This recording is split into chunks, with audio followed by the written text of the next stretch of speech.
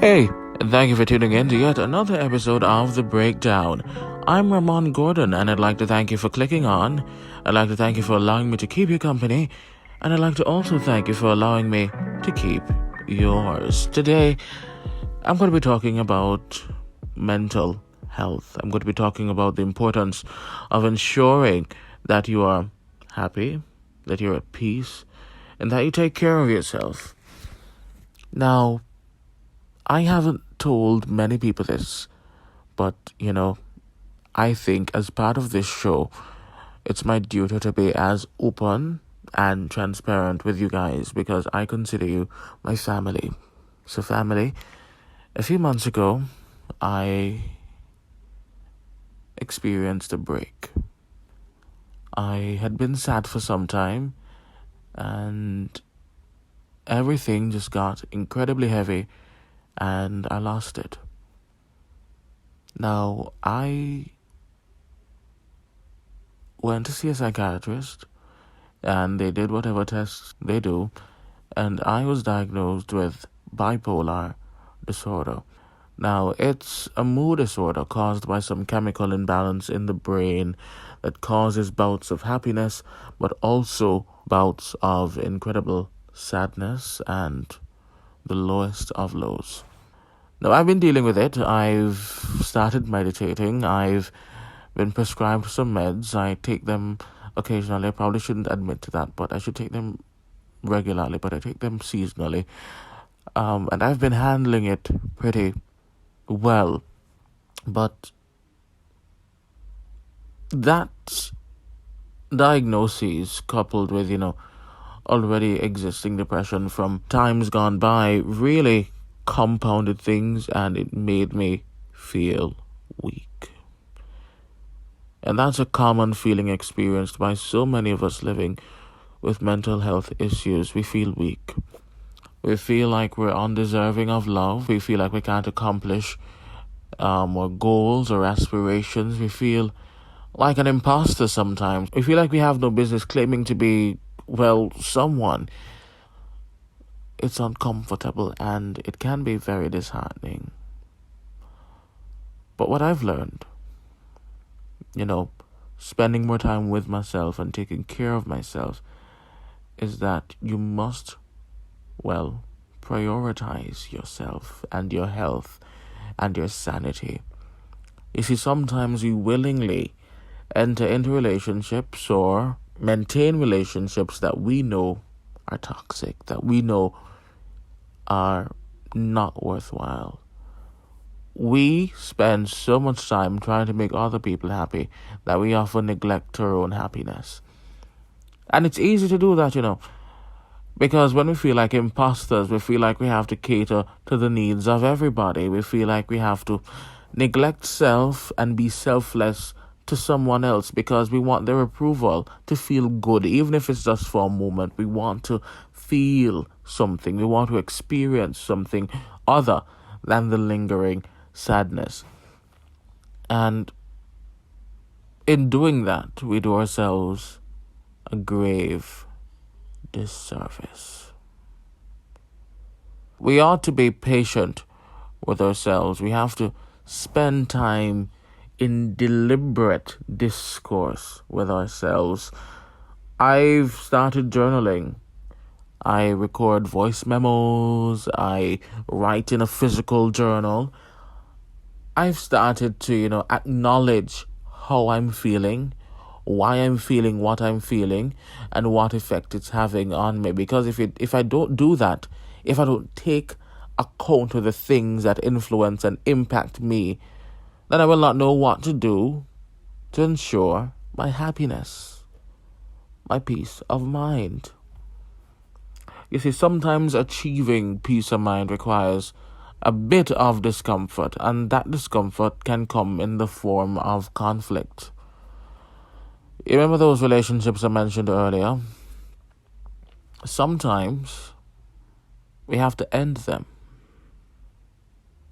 Sometimes we have to check the other people and remind them of our standards and how we expect to be treated. It can be hard, but it has to be done. Sometimes you have to look them dead in their face and say, I don't appreciate how you're speaking to me. I don't appreciate the interactions we have. And I'd like this to change. I'd like that to change. It can be uncomfortable, but it has to be done. And if they don't change, we have to feel comfortable ending things. Finality is scary. Walking away is terrifying. But standing your ground and looking out for yourself is probably the most important thing you'll ever do in this lifetime. Mental health, in Jamaica at least, isn't taken very seriously. In a debate a few days ago, or 2 days ago, Dayton Campbell, a medical doctor, made a remark that would suggest he thinks the whole thing is a joke and not serious.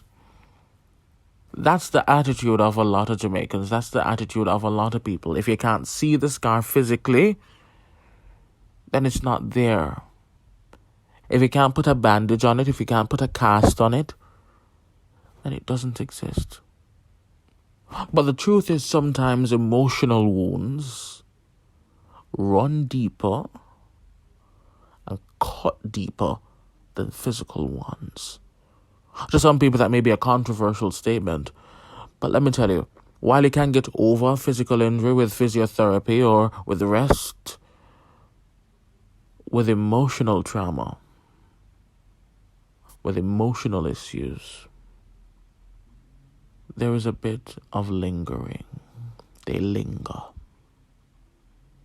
They're often not invited, but they stay as an uninvited guest.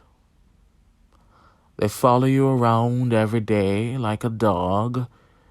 They reside in your subconscious, telling you things about yourself that, frankly, not true.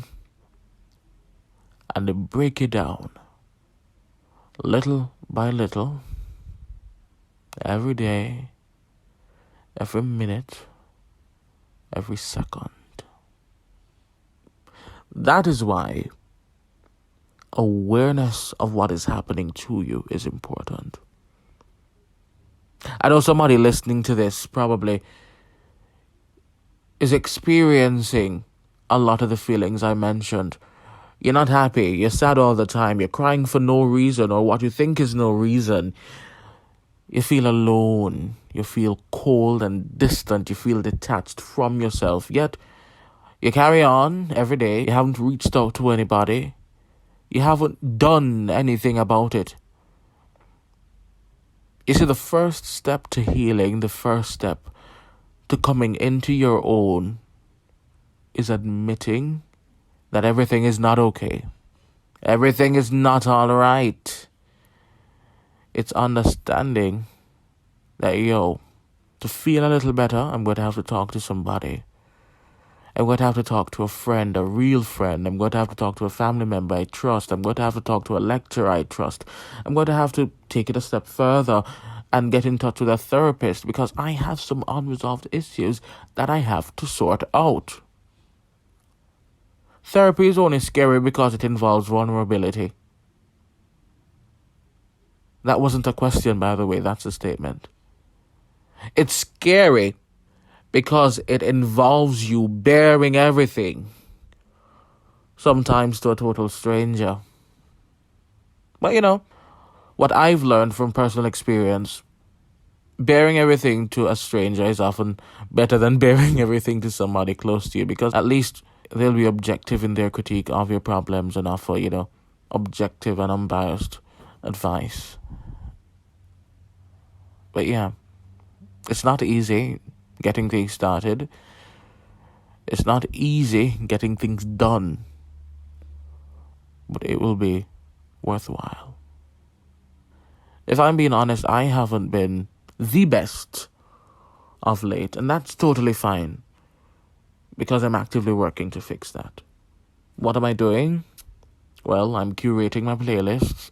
I'm playing with my dogs. I'm taking a step back. I'm just looking at myself and trying to understand myself. Because if I'm being honest, I don't.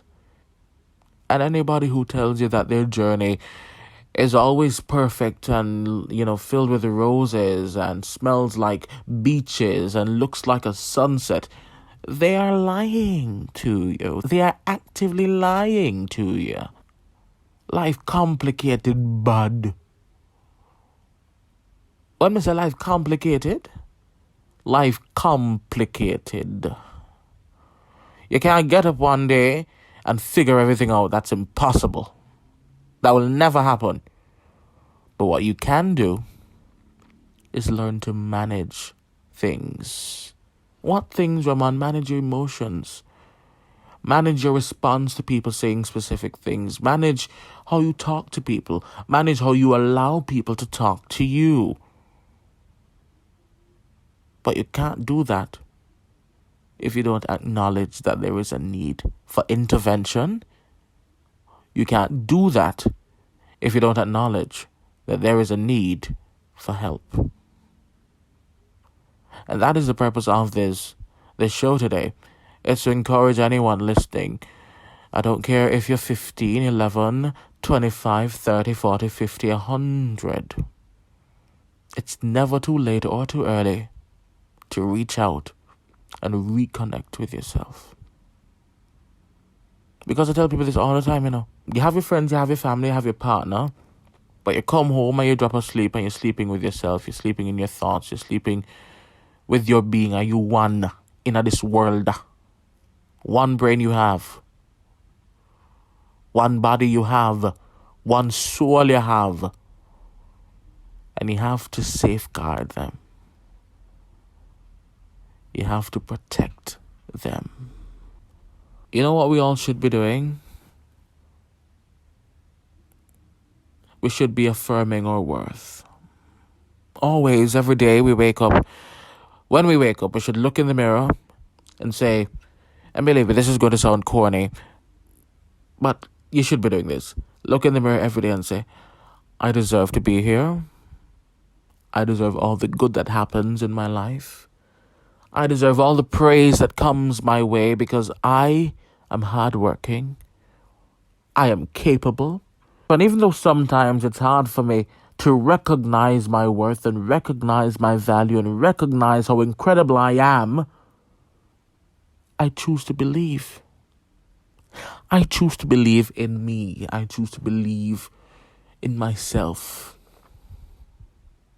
I choose to continue thriving. I choose to continue going after what I know belongs to me, even if some days I'd prefer to just sit down, close my eyes, cover my head and bawl.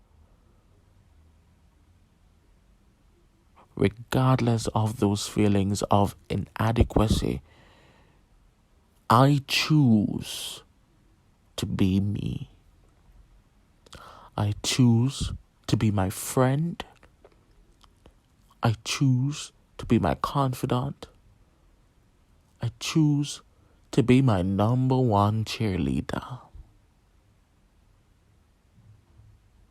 And I will be. That concludes another episode of The Breakdown. With me, Ramon Gordon. We got a little personal there. But, some things need to be said. Some things need to be discussed. And believe me when I say, this is just the beginning. If you have any questions or concerns, or if you just want to chat, reach out to me on Instagram at Saint Ramon or on Twitter at Ramon Radhai. Share this with a family member, a friend, an enemy. Just share this with somebody and let's build a community. Yeah. Until next time, walk good, take care of yourself, listen to some music, and yeah, walk good. See ya.